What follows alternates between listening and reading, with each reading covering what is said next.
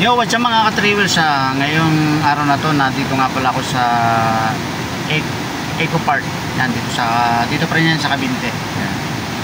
Dahil sa masama ang panahon ngayon, ang ilog namin ay lumalaki ang tubig. Yan. Tayong lahat at maulan pa rin po. Ayan, ito po yung sitwasyon ngayon dito sa Eco Park. Ayan. Dito na, nandito tayo sa Mitulay. Abo-abo pa oh. Yan, titingnan natin yung ano, yung ilog, titingnan natin.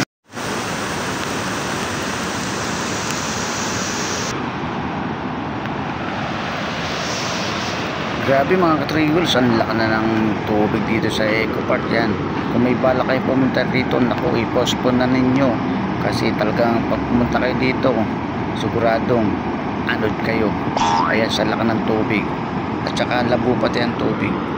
Bala ko pa naman sanang maglaba at saka maligo dito sa Eco Park kasi sobrang laki pala ng tubig at siguradong maaanod ako nito pag ako'y bumaba dyan.